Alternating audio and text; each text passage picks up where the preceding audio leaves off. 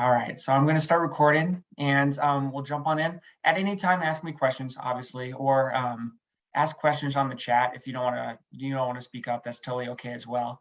And I said that this would last about a half an hour. I'm going to try my best to stick with that, and talk for 30 minutes or so, and then we can have time to just uh, talk, question, and answer whatever comes to mind.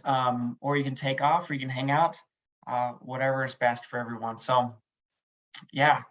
I titled this "What Do You Really Need?" because I think a lot of the times our kiddos have a hard time asking for what they really need because they either are um, unsure of what need they're trying to meet, or they are somehow they have it in their brains that they're not supposed to ask for something that they really need, because kiddos are just trying to understand the world. So like all of us adults, they create stories and narratives in their minds and that aren't always true. And so asking and really getting to the root of what you really need is an important skill to learn, and to listen to those things I find really important. And it's at the core of a lot of this behavior that we might find undesirable as parents or teachers or adults in their lives.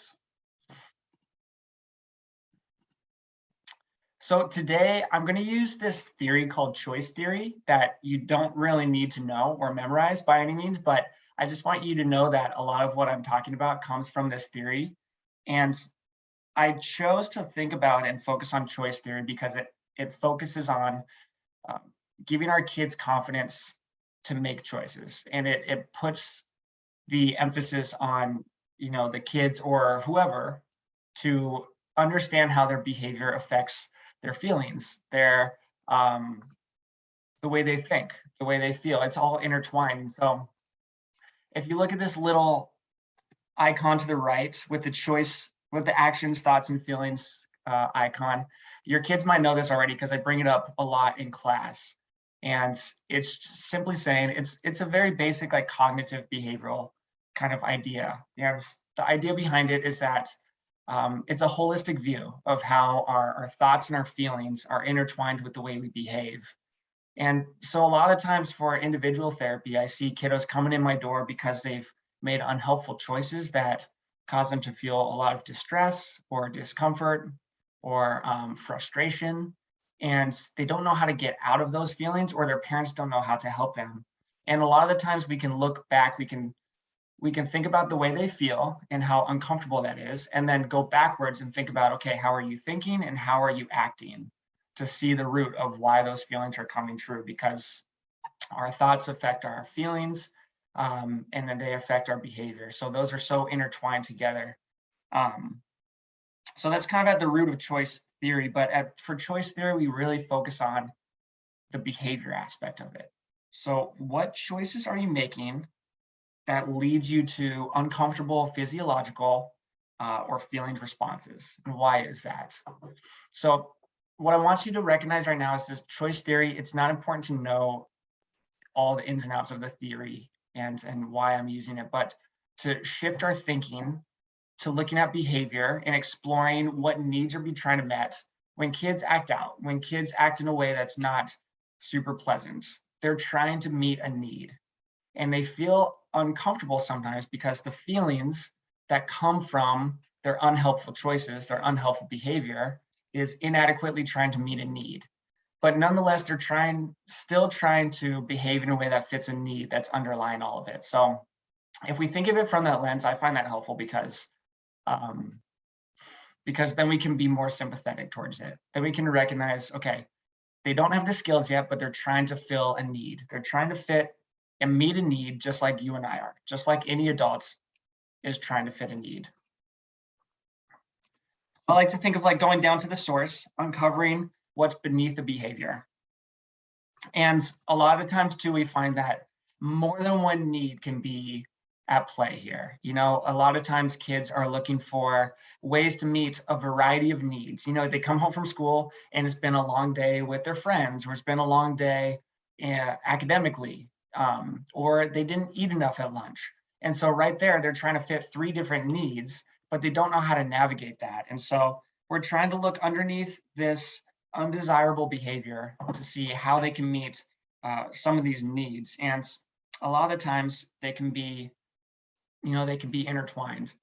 And so throughout this kind of presentation, we're going to look at how can we validate that it's uncomfortable, that they're going through some undesirable kind of feelings, and while validating, still help them to feel empowered as they seek a behavior that actually meets their needs more adequately. So we're trying to help them behave in a way that fits their desires, essentially, and helps them to feel more holistically at peace. So I like choice theory too, because it simplifies our needs into 5 categories. And I like when things are organized so I can wrap my head around them. So obviously, as human beings, we're very complex and there are needs that are outside these bubbles. But when we go through these 5 needs, I want you all to think about, when behavior is not what we desire it to be from our kids, when they're talking back, when they're being a little sassy or being rude or being frustrated, like really angry or expressing that anger, or just being really sullen and keeping to themselves, frustrated. This isn't a reason to excuse behavior that is not respectful, that's not okay, but it's a different level of understanding. So hopefully we can look at the behavior and validate what they're going through, and then help them develop the skills to change their behavior to meet other kind of needs. So to meet needs that they're actually trying to express. Like, I have a need that's unmet. How can I help myself right here? And I know that what I'm doing isn't very helpful. What I'm doing is causing a lot of distress in my own life. And I don't mean to make all the parents or adults in my life frustrated along the way, but I'm trying to meet a need in my life and I just don't know how. I don't have the vocab, I don't have the skills. So I'm just trying to meet a need. So hopefully when we're looking at our needs, just trying to shift our understanding and shift our mindset to help our kids understand that, like, if something doesn't go your way, you're just trying to meet a need. That's all it is. Just like all of us. Like, we all get angry when we're hungry. We all get angry when we're like tired or upset. We're all just trying to meet certain needs. So want to help us to see kids in that lens as well. So I say right here, misery is caused by unmet needs. And what I really mean by misery is just like distress, a little bit of anxiety, which is normal for all humans to experience. Anxiety is a normal fear response, or also just like when we depress, when we go within ourselves, we get sad. So I was just curious, you can put in the chat or just like shout out if any of you have seen this, quote unquote misery in your child, what it looks like when their needs are not being met and what they're showing to you. Like, what's an undesirable kind of behavior that they show you at home that might be showing us, that they're experiencing some misery in that moment? What are some things that you all see?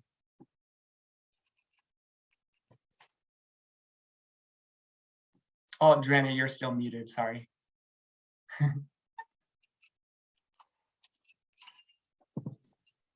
Okay, can you hear me now?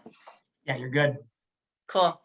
I was gonna say, I think what I notice is I get frustrated behavior. So from coming back at me, if they, maybe a little angry because they're frustrated, they maybe don't understand what they're being asked of, or maybe they're, the not clear on the expectations, things like that. Yeah, that makes a lot of sense. It almost sounds like they're getting defensive of like, I should know what to do, or I understand you, but I don't know how to do it. It's like, yeah. That's really common for teens, especially who are seeking that like independence, but they don't know how to have it yet, Yeah. Yeah, I appreciate that. They said lots of questions, a raised voice and stomping. Yeah. It sounds like a lot of the same stuff. I know too, there are slightly different developmental periods we're working with here. So like Wendy, for yours, it's like kind of more that industry kind of need being met. Like, how do I find competence in what I'm doing? So you're like, I want all the answers. Yeah, tween need, that's hilarious. I want all the answers, the independence and the freedom, but I don't know how to get it yet. And so I'm going to ask questions. I'm going to stomp around until I get that kind of freedom that I'm looking for. And yeah, the baby voice and yelling. The baby voice is interesting too. It's maybe that has to do with kind of that love and belonging sense too. Like you just want, baby voice, when kids give you that baby voice, it also kind of makes me think that there's some longing or desire just to be listened to and validated too. They're just looking for that adequate attachment, they're just saying like, I just have needs, and I don't know. I don't like to overthink these things as a therapist, like going back in time, but maybe they're just saying like, I am in need. I'm acting like a baby because I want to be treated with care and with delicacy. So it's like, I need your support here. And that's, as you'll see here in a second, that's one of the needs that I think is often misunderstood by parents and misrepresented by kids themselves, is that need for love and belonging. So you get it, you express it, or you ask for it in weird ways. Like you start yelling when you just want to feel that sense of love. You're like, why am I not feeling this sense of love? So yeah, it's also cool to see that the sense of misery affects everyone. It doesn't mean that your kid is bad. It means that they're inadequately connecting the way they behave to the way they feel, or the way they think to the way they behave to the way they feel, right? So it doesn't mean they're bad or they intend harm. It means that they're not appropriately connecting why their behaviors make them feel a certain way. And that's a very, very normal disconnection to have for kids of all different ages and developments. So the first need is survival. And this one seems very basic, I will say. Obviously, we all have this need, and it comes up every single day. Clothing, shelter, physical safety, emotional safety is a big one. I will say I feel very blessed. I feel like in St. Catherine's, just the fact that you're here goes to show that you care very deeply about your child's emotional safety. Sometimes that's not the case, and I will say emotional safety, perhaps not as neglected, but emotional responsibility, just being able to share what they want when they want at any times. That's a hard thing to do. That's a hard level of trust that we can develop over time. But that does fall into the survival category, because our emotions are a big part of us. If you remember, 2 slides ago, like I will say over and over again, the way we feel is impacted by the way we act and the way we think. And that's what we do all day long. We are either thinking, acting, or feeling. And so all those are so intertwined in our survival. And then of course, physical health. And I put this little picture of Occam's razor because if you're familiar with the concept, it's the way I think of it is sometimes the simplest solution is the answer, and it happens to adults too. My wife and I were gardening last weekend when it was really sunny outside, and we're getting really frustrated and angry at each other. And all of a sudden we look at each other and we realize it's 3 o'clock and we haven't eaten since 7 o'clock. It's like we're hungry, we're angry at each other. And so I think sometimes, although we talk about it all the time, the survival need is one that can be ignored sometimes. And it's important for all these needs, this will be the case. But even survival, the ones that we think are very clear, to stop for a second, I think this would be beneficial to kids, to stop for a second and say, okay, let's think about why you feel this way. You expressed a need for lunch, or you expressed the discomfort or the frustration that you didn't sleep very well last night. Maybe you only got 5 hours of really sound sleep. And for a 12-year-old, that's not good at all, right? That's like half of the sleep you really need to survive and thrive. And so it makes sense that you feel this way. And that's where we can validate when kids fall short and when they have a need that's unmet. We can validate that and then reinforce how we can get that need met even better. And so I don't want us to overlook this need for survival, these basic necessities in life. And every time we fall short, there's another chance to validate and teach our kids. This is not just something that, everyone should take for granted and just do every day. This is a basic human need. And so when you fall short, it makes sense that you behave in ways that are undesirable for yourself and for others. It makes sense that you feel really uncomfortable because the way you're thinking affects the way you act, affects the way you feel.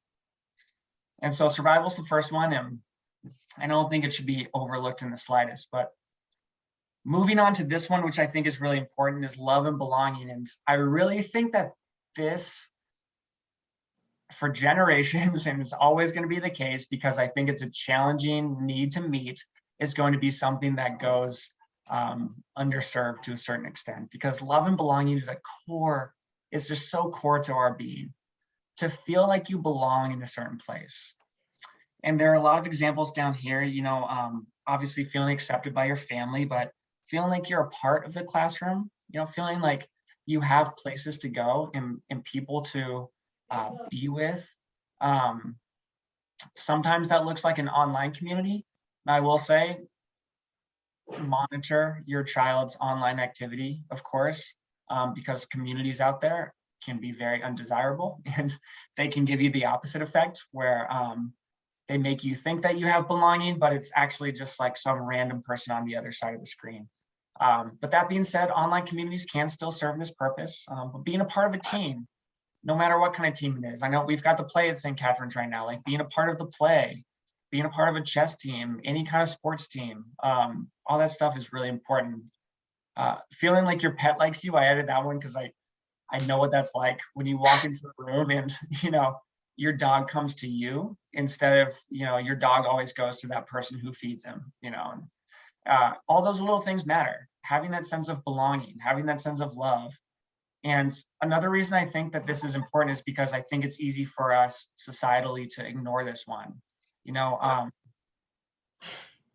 put this, if you're familiar with The Office, like this is classic Dwight. He can't express to Michael that he wants like love and belonging.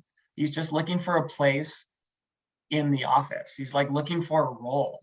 And if we just stop and say, like, you belong here, like you are a vital part of this family, that goes a long way. But I think we take it for granted because they're like, of course I love my kid. Of course they know I love him or her, and for teachers too, of course they know they're a part of this family, but they might be internalizing a lack of this stuff. And so it's just as important to give our kids the opportunity to say when they don't feel loved or they don't feel like they belong, because that's a skill that we need to teach them, is to express when you feel like your need is unmet. And saying that I don't feel loved or I don't feel like I belong is, I think, the hardest need to express a deficit in, because that's super vulnerable, right? To say to someone, I don't feel very loved right now. What do you think your peers would say to that? Probably start teasing you. They probably start like joking around.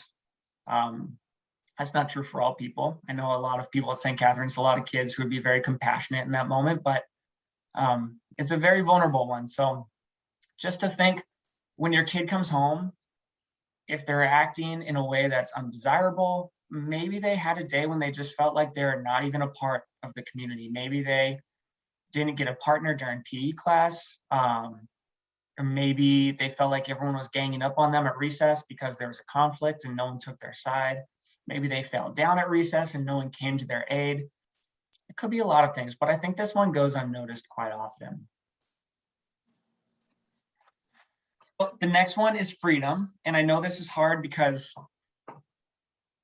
kids think freedom in a very different lens than adults do, and this has to be very age appropriate, but I do think it's doable. I think it's very doable, considering all the little choices we make throughout the day and all the little choices that we let our kids make throughout the day.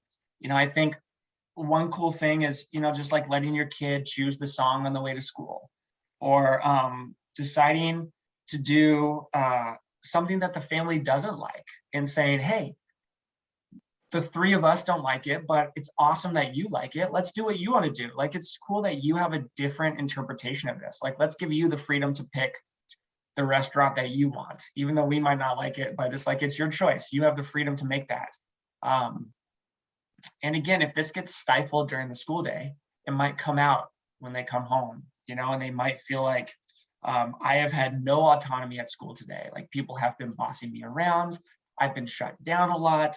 I've been told no all throughout the day, and I just want to feel like I can exert a little bit of independence right now. And so to have them come home and say, maybe they're yelling at you, like, I don't want to do that, like, I don't want to do my chores right now. Just to remember that the behavior below that, underneath the surface, is trying to say, I just seek this freedom. And you could say, I get that. I understand that. Like, you probably had a really long, hard day at school.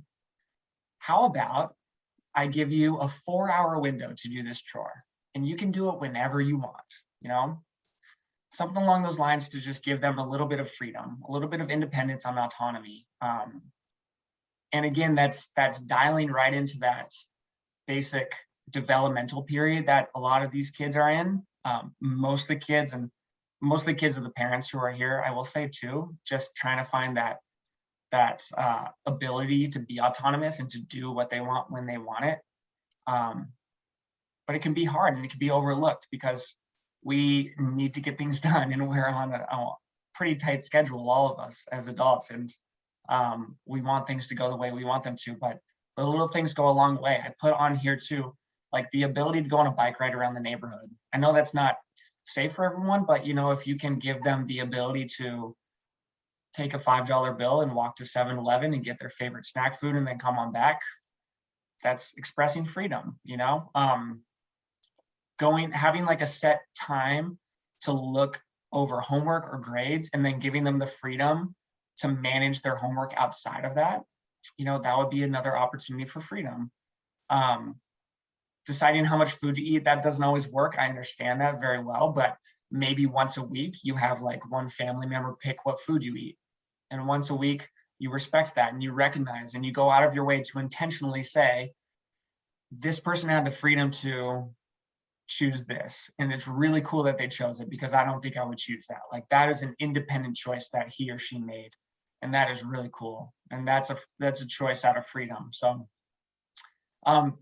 this is a good one, because I feel like in a school, this can be overlooked quite often, especially in a tight-knit community like St. Catherine's, where I think sometimes, like what happens in families, people get overlooked because we take one another for granted because we are so close to one another. So sometimes you can get lost in the weeds a little bit and lose that sense of freedom. So just something to keep an eye on. Oh yeah, and then I got my little baby over here. So the next one, and we're almost there, we got 2 more. So power, this is kind of a funny title. I don't think of, when I think of power, I think of like dictators and stuff, but power is not that. It's actually, power is just, I like to think mostly of power as competency. Like, I know how to do certain things. Like, I have the ability to do certain things. I look at the last bullet point there is being able to shoot a 3-point shot. Or like this picture I put on here, being able to swim, like that's a skill, to feel competent and to have purpose. And in my resources in the last slide, I put a couple articles that I really enjoyed to help think about ways we can, in the home, help our kids find purpose. Because I think, when you're competent, when you know what you can do and how to use your strengths, then you have purpose. And I think purpose equates power in this sense, and so if you feel like you've had a day of school or a long month where, you're learning something really challenging in math and you just don't get it, then your competency level is going to be pretty low, and you're going to be seeking ways to have purpose. So giving kids that opportunity to do something that's really good for them, and recognizing you can achieve things. You are good at these things. Your strengths come through in this way, that way, the other. Like, I see your strengths coming through in a multitude of ways, and you may not recognize it, but you have competency in so many different avenues in your life. I think this is why peer mentorship works so well, because a lot of older kids sometimes get to help younger kids. Actually, Wendy, today, it's awesome because I periodically see Lucy, for example. Lucy's a 4th grader. She comes over Lucy's a 5th grader now. Lucy come over and she helps Claire, who's a 2nd grader, and she just checks on her. I think in a beautiful way, this is like Lucy trying to have that competency. Like, I have purpose. Like, Claire is my neighbor who's in 2nd grade, and I know that when she is sad, I am able to help her in this way. Like that is something that I have power in. Like I have competency. I know how to help my neighbor in this way. And so giving your kids that kind of opportunity to express that power and understanding why they might come home and they might be frustrated or dysregulated or angry or mean to you because they don't feel like they've had any competency that day. They don't feel like they've had any purpose that day.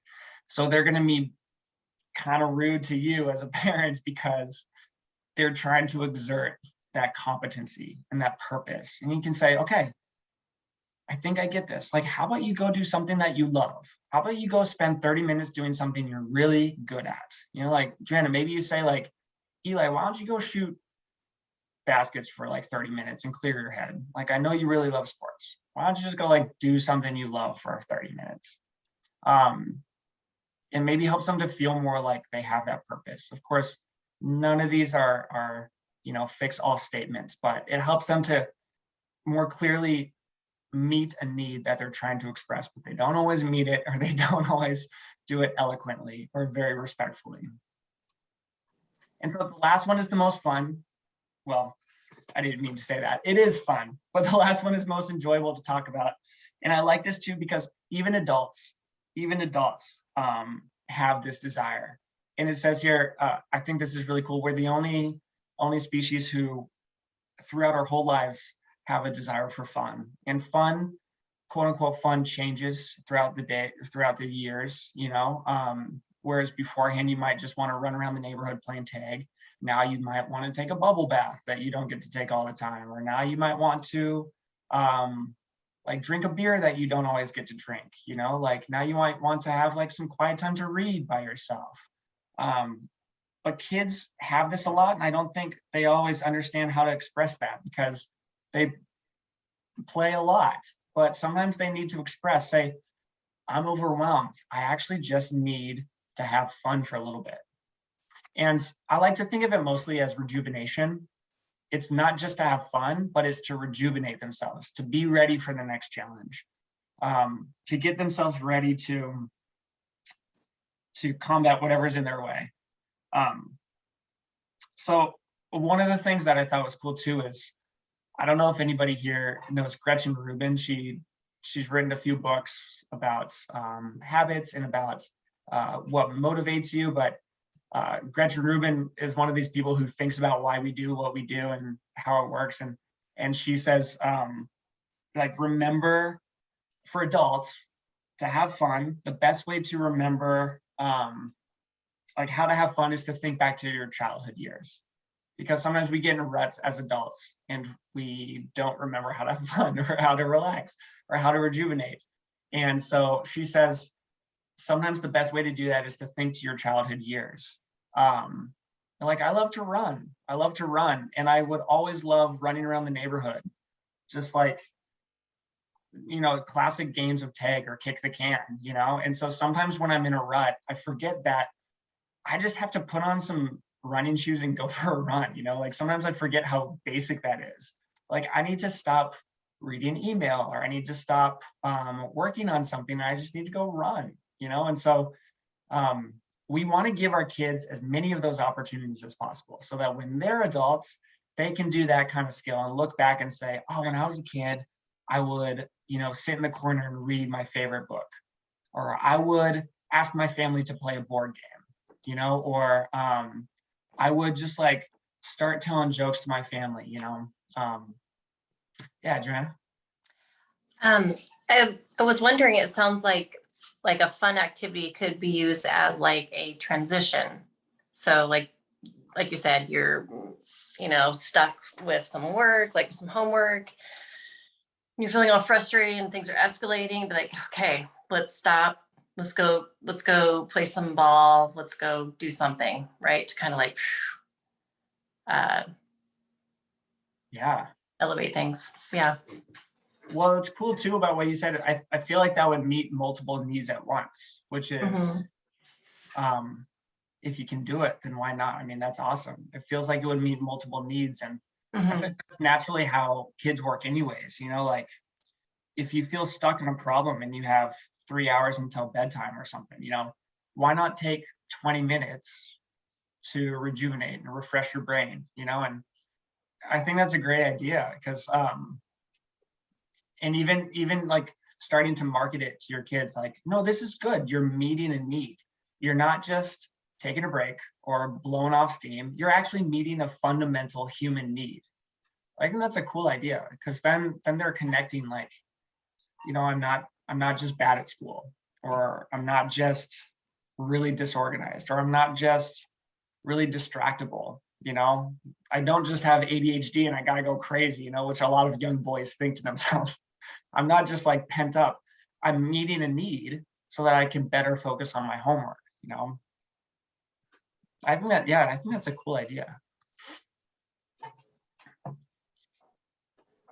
I put a picture of my dog Roscoe because the other day he decided to take a big break, you could say, in a giant mud puddle at the dog park, and I just I had to sit back and laugh because I knew a bath was coming, so it was inevitable.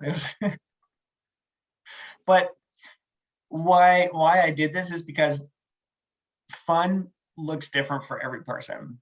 And I just thought it was hilarious that my dog decided to sit in the puddle and like smile at me because that was super fun for him. He was also hot and he needed it. It was a survival technique too, but that's super fun for him to splash around in the mud. And sometimes if we look at it from the lens of like you're meeting a need, sometimes it's easier for us to validate what they're doing, right? And so,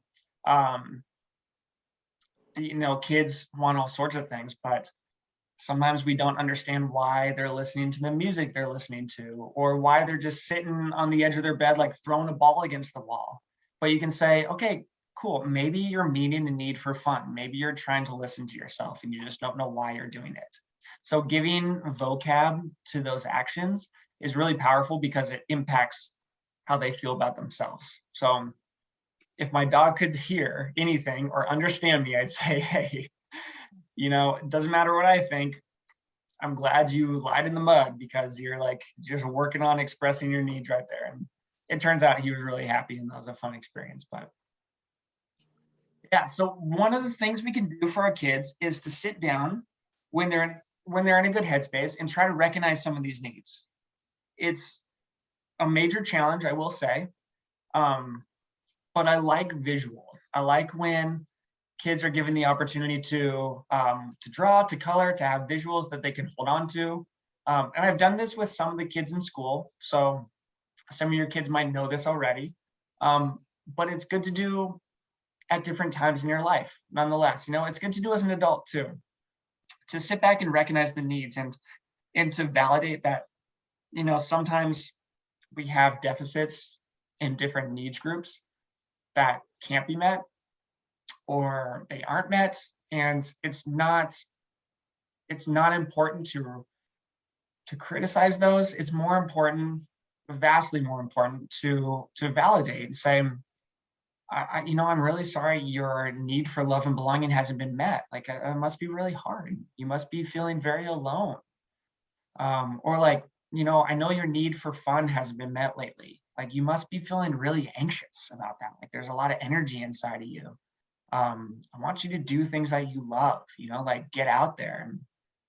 And so in helping our kids see for themselves where their deficits are, helps them to further express those needs. And it's not going to come overnight, of course, but it'll plant seeds for when they're adults to give themselves some grace as well. Say, I'm not messed up. I'm not wrong. I'm not always just like mean because I want to be mean. Like I'm trying as hard as I can to meet a certain need. And so what I like to do is take this pie chart on the right and sit down every once in a while and just explain the 5 categories and say, okay, let's just think of them. Each pie piece is 100%. So fill out as much of the pie piece as you see fit. Like out of a scale of 0 to 100%, how much of the need of survival do you feel like you're being met? Like, are you eating enough at lunch? Like, did you remember your snack today? Did you sleep well last night, or did you toss and turn? Like, do you feel like you're being listened to and respected emotionally at home? All these different things. And when we're filling it out, I can imagine as a parent, this will be very vulnerable. but nonetheless, it helps your kids see where they need to ask for help, which is really cool. If you get to that point, you say, okay, my kids aren't doing the greatest job of it, but they're trying really hard to ask for help. And now they're starting to put the pieces together to say, okay, this is where I need to ask for help. And this is why I need to ask for help, because maybe I'm not feeling very autonomous lately. And I need to ask or look for more independence in my life, or feel more competent in certain areas. So that's one thing that you can do. Oops. Oh yeah, so this is fun. I want to show you all a video of an Inside Out clip, and it's really short. It's only 1.5 minutes, but I really love this clip because needs can be sneaky sometimes, you know, like sometimes we want to assume what a child needs before we can actually take the time to understand what they need. So it's only 1.5 minutes. Watch this clip from Inside Out, and this blue character is sadness, and you'll see joy come up later, but the pink elephant it represents like your imagination, your creative center, and how they interact is what I want you to focus on. So Bing Bong is the pink elephant looking character, and I want you to try to focus on what they need in that moment. Out of the 5 needs, where do you think their deficit is? What do you think they're asking for?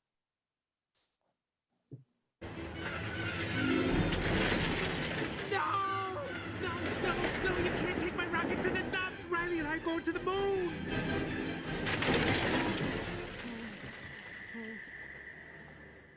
Riley can't be done with me.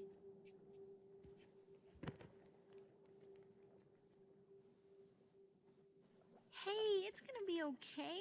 We can fix this. We just need to get back to headquarters. Which way to the train station? I had a whole trip planned for us. Hey, who's ticklish, huh? Here comes the tickle monster. Hey, Bing Bong, look at this.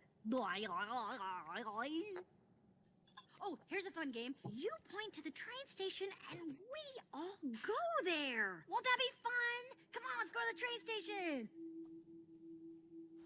I'm sorry they took your rocket. They took something that you loved. It's gone. Forever. Sadness. Don't make him feel worse. Sorry. It's all I had left of Riley. I bet you and Riley had great adventures. Oh, they were wonderful. Once we flew back in time. We had breakfast twice that day. Sadness. It sounds amazing. I bet Riley liked it. Oh, she did. We were best friends. Yeah, it's sad.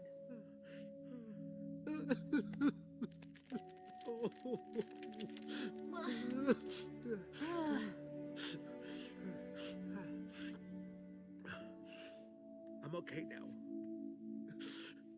Come on. The train station is this way.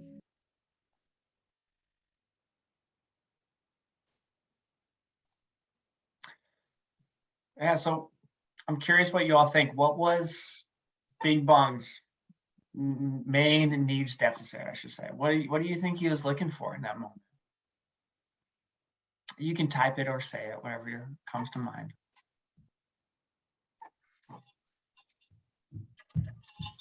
Yeah, Wendy said belonging. What And else? validation for his sad feelings. He was feeling sad. Yeah, And I yeah, think it certainly seems that way. Yeah. and I think it perfectly ties to the like the lesson you were teaching the last time, where you were saying it's like don't say everything will be okay, let's go, but take a minute and listen to them and validate that they're feeling sad, and what just happened is really bad for them and makes them feel bad. Yeah, absolutely. Yeah.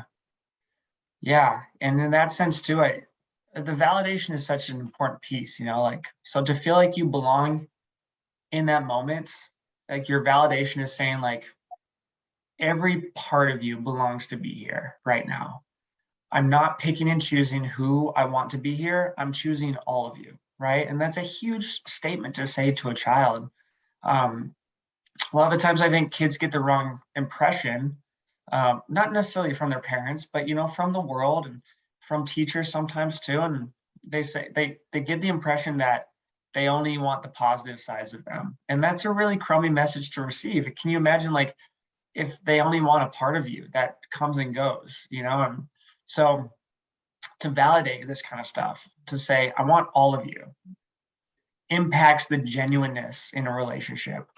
And so I think in this sense too, I think love and belonging is the first thing that comes to my mind, but I'm also thinking, you know, maybe it's the autonomy and the ability to feel what you feel when you feel it, you know, and to not try to change the way you feel when you're around a certain person.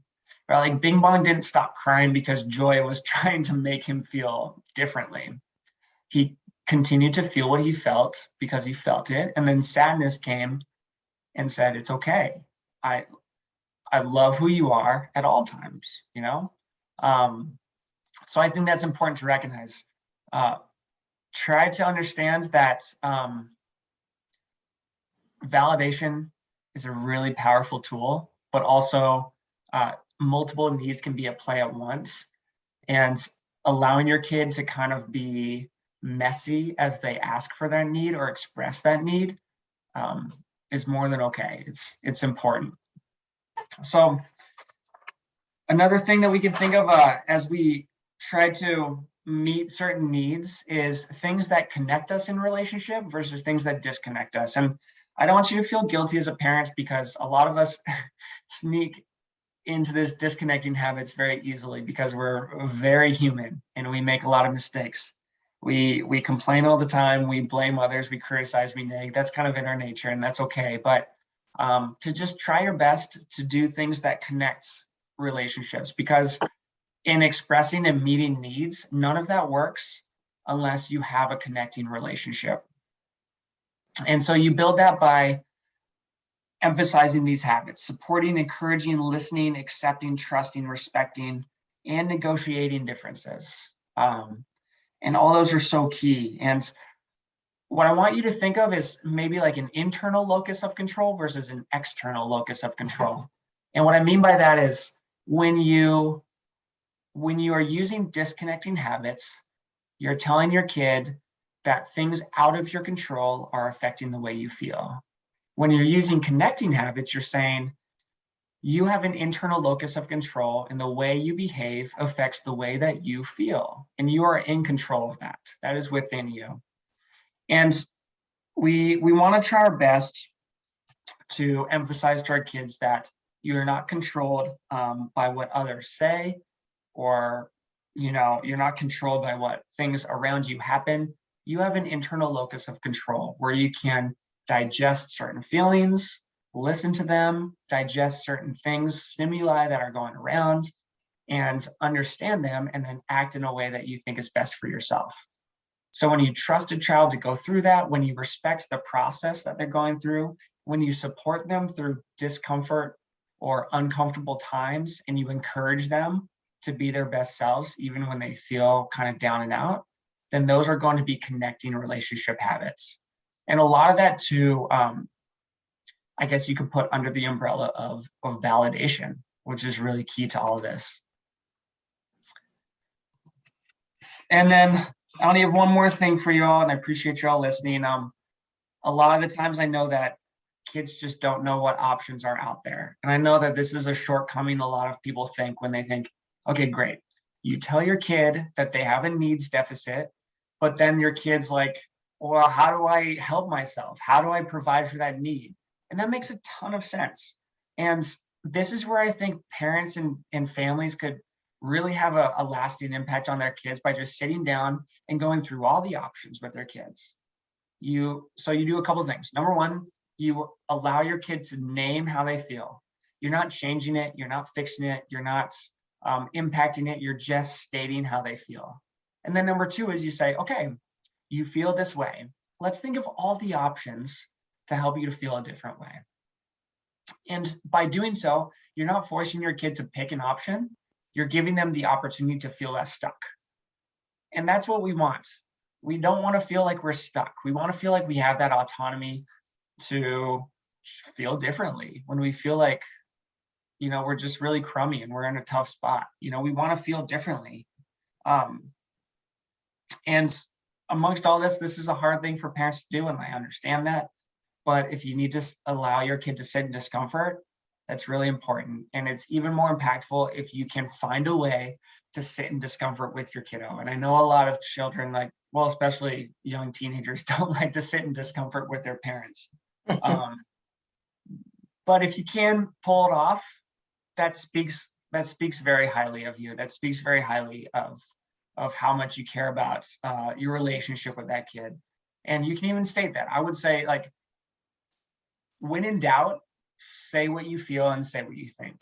You know, I think we hold back things in fear that we're going to disconnect from our kids, but the child needs to know what you're thinking, because they don't have that developmental parts of their brain to express that kind of stuff. So they need to hear it from you and say, hey, I'm sitting with you because I see your discomfort. I see you're really frustrated, but I'm going to sit here and I'm not going to try to change it, but I just want to be with you. I just want to be with you. And when you're ready, we can talk about certain options. We can talk about things that you can change. I'm not going to force you to do any of these. You can do whatever the heck you want, but I'm just going to sit with you for a little bit because I think that's important. And so I gave you some examples, some options. Radical acceptance comes to my mind because sometimes we need to just accept reality, and that is very hard. But radical acceptance is actually an option that we need to present to our kids. Sometimes you need to just accept. Sometimes you can confront your problem. Sometimes you can do that. Sometimes you can choose something different, you know, to either distract yourself or provide yourself with more joy from the external, or, you know, choose something different that just helps you connect with people. And sometimes you can provide yourself something that fits your immediate need. You know, like sometimes you can go eat a sandwich if you're really hungry. Sometimes you are allowed to go take a nap. But connecting your behavior to the actual need is a really important thing for kids to do. So I did say, I am curious if you have used some others, you know, if you've sat down with your kid and expressed some of these options. I know perhaps you have not before, but wondering if you have ever been able to sit down with your kid and think about other options you've presented them to get out of an area of discomfort.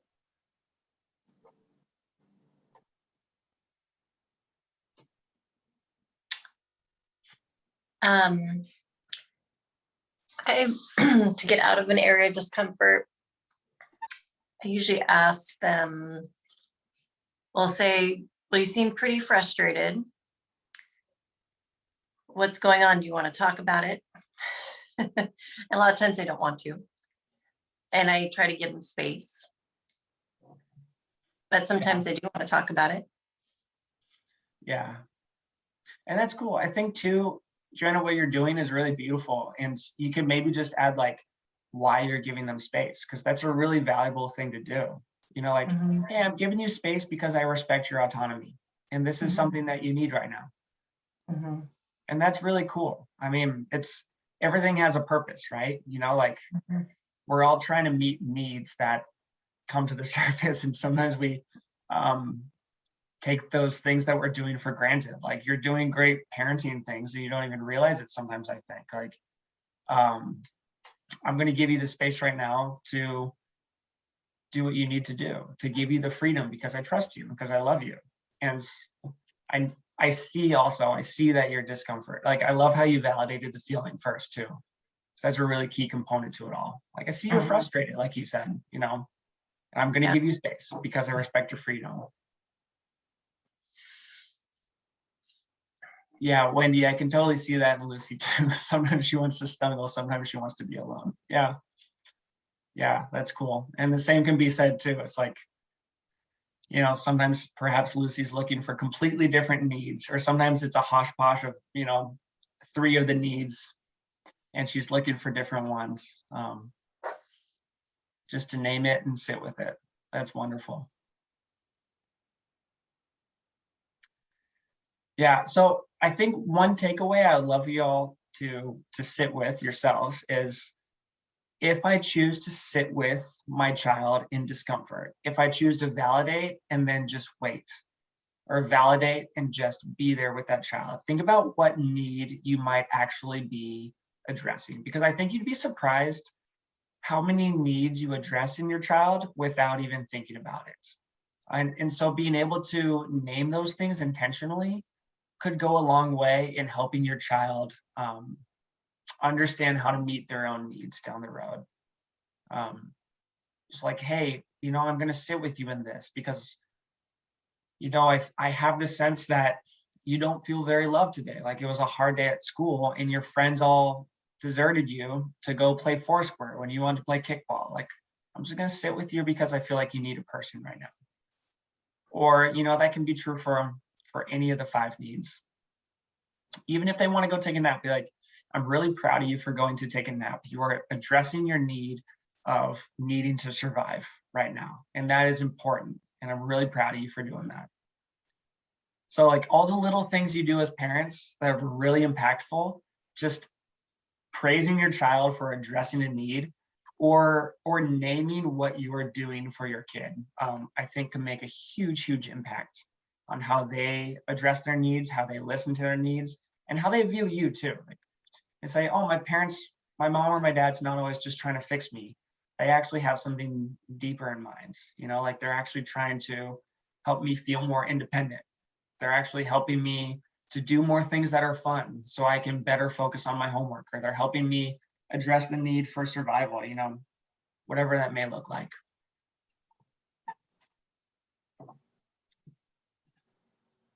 Awesome. So as you might have seen there, I have a lot of resources at the end of that slide, and I'll post this recording and the slideshow as well at the end. But yeah, I apologize for talking longer than I thought. I don't normally time these out, and I appreciate you all being here with me. So if you have any questions or comments, like hang around. Otherwise, thanks for being here. It's really good to see you all. Thank you. That was really good. Thanks, Drieta. Thanks, Kevin. Thanks, Wendy. Thanks, all. Bye, everyone. Bye. Bye.